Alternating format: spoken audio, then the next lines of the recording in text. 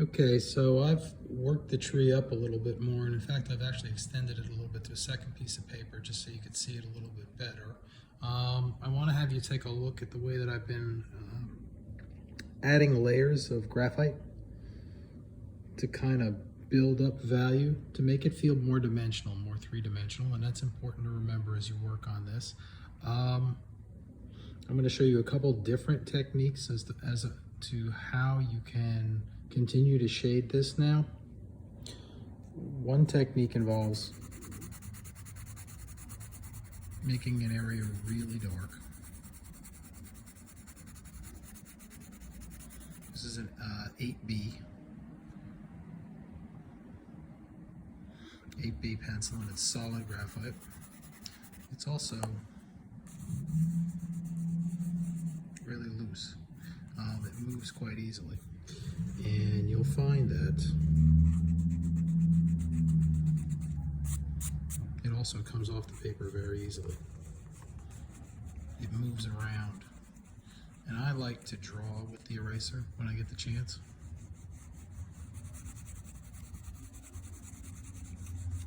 You can make a different kind of line when you use it, just by stretching it out a little bit off of that darker side. I can go in and erase it a lot if I want, put some pressure on it. Let me just take a second to actually do that.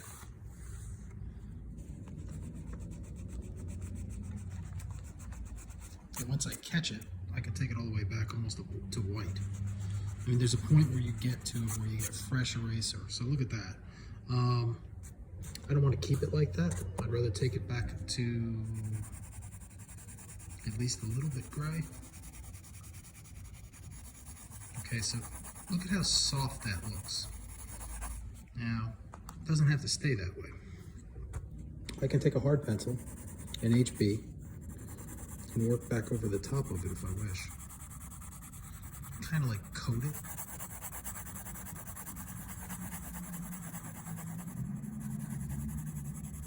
And make it very even again. I can add an edge if I wish.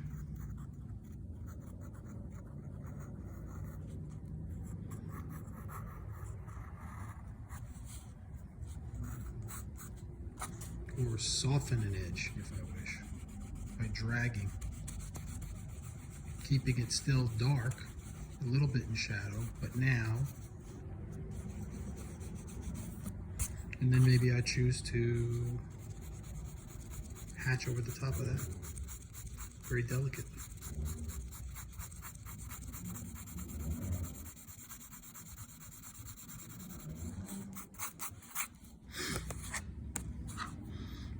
You can use a pencil, you know, this is a complete graphite pencil, it's woodless. What it allows me to do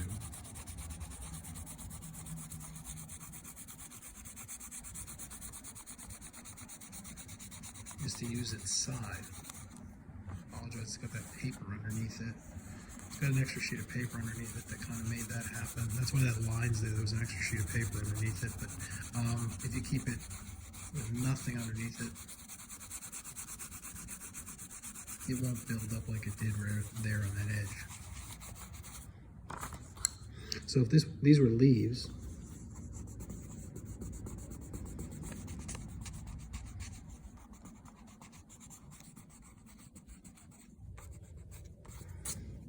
I could just add some light in there like this.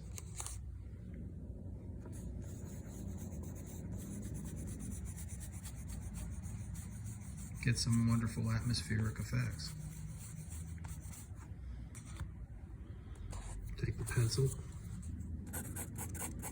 add an edge back here. Keep it lighter. You don't want it to be dark as the darkest shadow on the other side.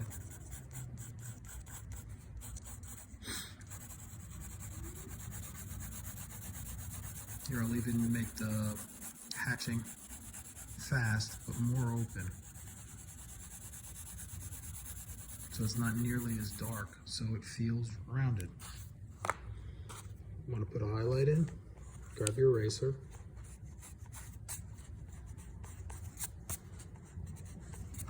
now you got a highlight. Now you have a rounded form. You'd simply take that all the way up. You could take the edge off of your hatching just with an eraser, just like that. Or try to take the edge off of this.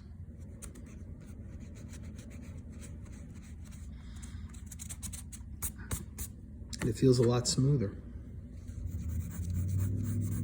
I might go in that direction.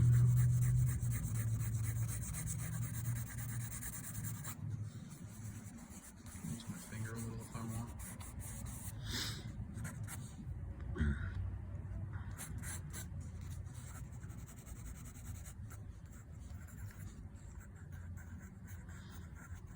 In the background of this, I'm going to look to start separating some, like some clusters of leaves and branches.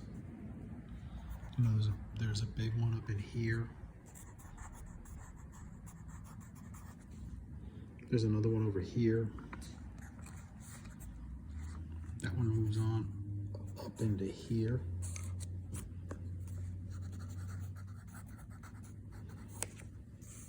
And if I want to add some value,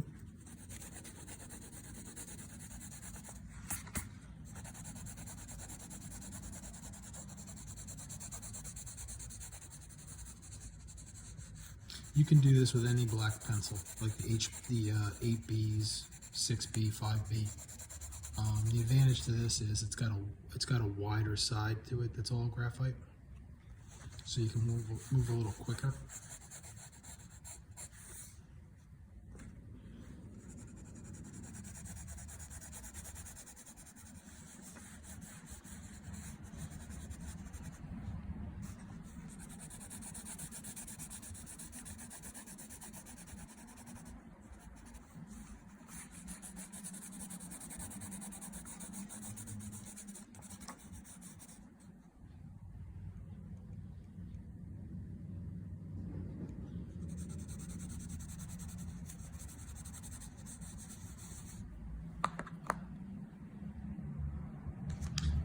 This is a 5B, it's still dark, but because it has a point and it's tighter, I can be a little more specific in the way that I do it.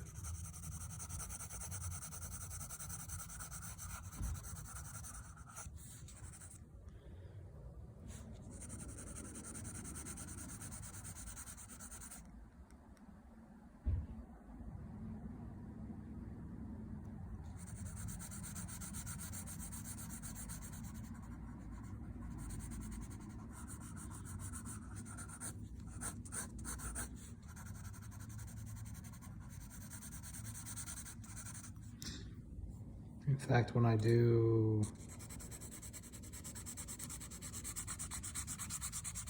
this same technique, I can't get as much coverage because it's a shorter surface. You know, it's only like half an inch, not even, like 3/8 of an inch. Whereas this is more like 3/4 of an inch. That's why it's wider when it does its thing.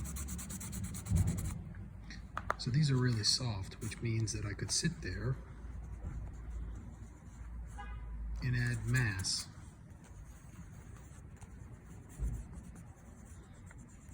And add touches of light and dark to the mass that I've created, this mass of leaves. Sorry, I got a little bit off track there. Let me let you see that for a bit. So it starts to feel like the denseness of a forest.